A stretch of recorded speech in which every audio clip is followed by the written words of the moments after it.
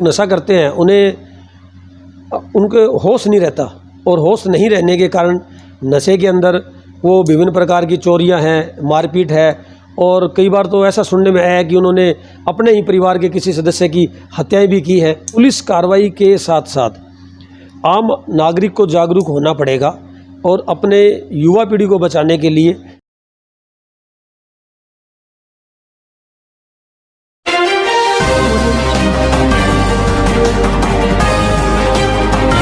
नमस्कार दोस्तों, मैं पवन खत्री। आज हम आए हैं कोर्ट के अंदर और हमारे साथ एडवोकेट बैठे हैं दिनेश दादी जी। तो सुनवाई हुई है, वो किस मामले में हुई है और जो इस टाइम एनडीपीएस के काफ़ी केसेस चल रहे हैं, जैसे कि नशे के प्रति काफ़ी चीज़ें चल रही हैं और आपके द्वारा किस तरह की कार्रवाई की जाएगी।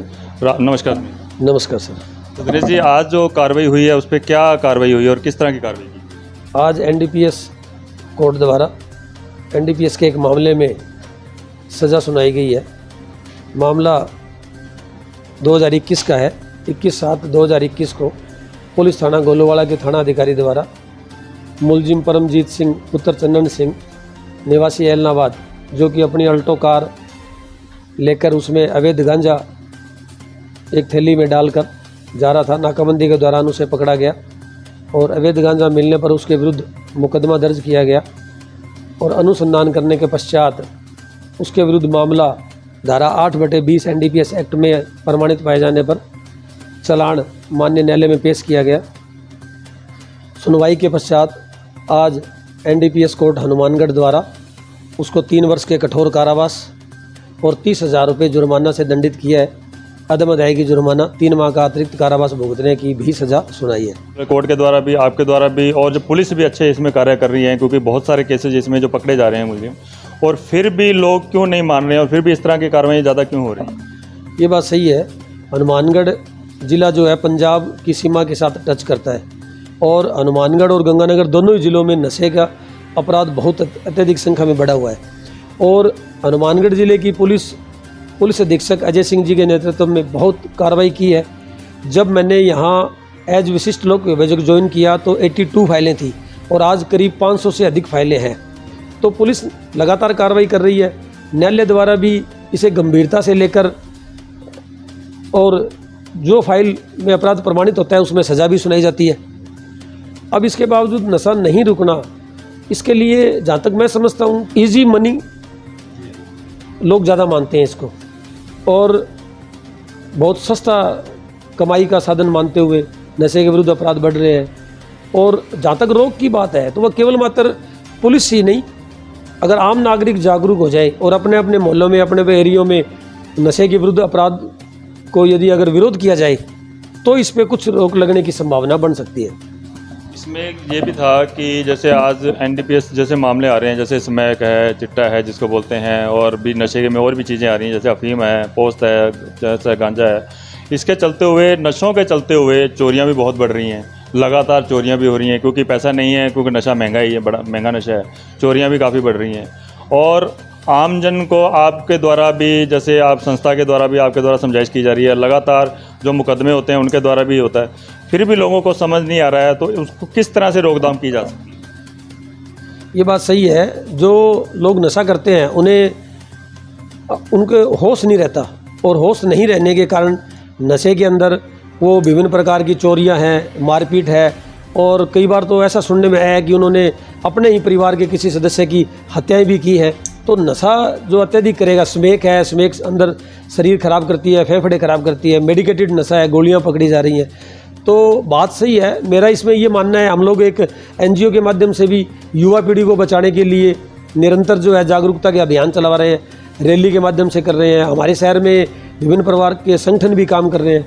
तो जैसा मैंने आपको पहला कहा कि पुलिस कार्रवाई के साथ साथ आम नागरिक को जागरूक होना पड़ेगा और अपने युवा पीढ़ी को बचाने के लिए, जैसे स्कूल है, कॉलेज है, यूनिवर्सिटीज़ हैं, उनमें जो बच्चे पढ़ते हैं उनको इसके दुष्परिणामों के बारे में बताना और इनसे दूर रहने के लिए प्रेरित करना, और एक प्रकार से पूरा जागरूकता के साथ ऐसे कार्यक्रम हमें निरंतर करने पड़ेंगे, तभी उस पर रोक लगने की संभावना बन सकती है।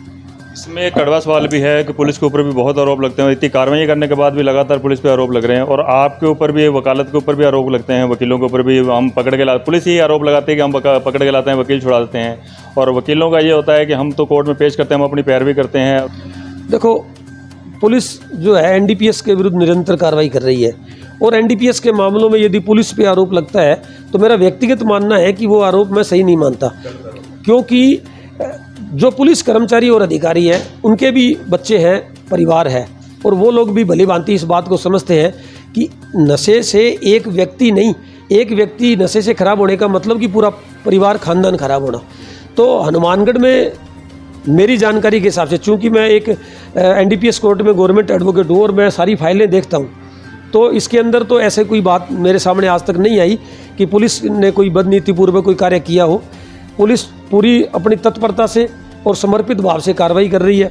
जहाँ तक बात एडवोकेट की है, तो एडवोकेट का एक प्रोफेशन है, कोर्ट में चालान पेश होता है और कोर्ट ने ये देखना होता है कि मामला जमानत लायक या सज़ा है या बरी लायक है, किस तरीके का मामला है, और कोर्ट अपने स्तर पे ये निर्णय लेती है। जहाँ तक हनुमानगढ़ एनडीपीएस कोर्ट का हम बात करें तो उसमें जमानत जो है वो 99% जो है नहीं हो पाती। राजस्थान उच्च न्यायालय में जाकर ही कुछ रिलीफ मिलने की संभावना रहती है, और वैसे भी कॉमर्शियल क्वांटिटी में धारा 37 एनडीपीएस एक्ट के अंतर्गत जमानत जो है वो बार की हुई है, तो जमानत नहीं हो सकती। ये तो आरोप ही मानते हैं, क्योंकि जब अच्छा काम करेंगे तो आप आरोप तो लगेंगे। निसंदेह मैं इसको एकमात्र आरोप ही मानता हूँ, क्योंकि अब जनता है। मैं इसमें बात भी काट रहा हूँ आपकी, अगर आपके द्वारा कार्रवाई नहीं की हो तो आज जो जेल के अंदर इतने एनडीपीएस के जो मुकदमे इतने कैदी हैं तो वो कहाँ से आए? ये बात सही है। अभी हनुमानगढ़ जेल की स्थिति कुछ दिनों पहले मैंने भी पता किया था, 500 है तो उसमें से 493 जो है एनडीपीएस के कैदी है, यानी कि लगभग 90 से 95% कैदी एक तरफा उसमें एनडीपीएस के हैं, बाकी अन्य आईपीसी ऑफेंसेस के हैं। तो कार्रवाई हो रही है और बेल उनकी नहीं हो रही, तभी तो जेल की स्थिति ये है कि 500 में से 490 के करीब जो एनडीपीएस के मुलजिम है और निरंतर पकड़ी जा रही है, निरंतर सज़ा हो रही है। एक सामाजिक आदमी होने के नाते आप आम जन को क्या संदेश देना चाहेंगे नशों के प्रति भी? नशा क्या कितना बुरा है, और नशे के बढ़ते हुए कितने परिवार ख़राब होते हैं, और परिवार के अलावा हत्याएँ भी हैं, मर्डर हैं, बलात्कार हैं, चोरियाँ हैं, डकैतियाँ हैं, वो सब नशे की वजह से ही हो रही हैं। मैं समाज के प्रत्येक वर्ग से आपके माध्यम से यह अपील करना चाह रहा हूँ कि इस नशे के विरुद्ध यदि हमें युवा पीढ़ी को बचाना है तो हमें सबको एकमत होकर इसके विरुद्ध जागरूकता लानी पड़ेगी, ऐसे अभियान चलाने पड़ेंगे। अपने अपने बच्चों को सभी नशे के विरुद्ध जो है ज्ञान देवे और उनको बताए कि इनके दुष्परिणाम क्या है। जो बच्चे पढ़ाई के अंदर ध्यान देंगे वो बड़े अधिकारी बनेंगे, जो नशे में जाएंगे उनकी खुद की तो जीवन खराब होगा ही होगा, उसके साथ परिवार का भी होगा। और इसके साथ साथ सभी माता पिता से भी मेरी अपील है कि अपने अपने बच्चों का समय पर निरंतर ध्यान रखें और उनको गलत दिशा पर जाने से रोकें। और मैं पवन खत्री, जय हिंद, जय भारत।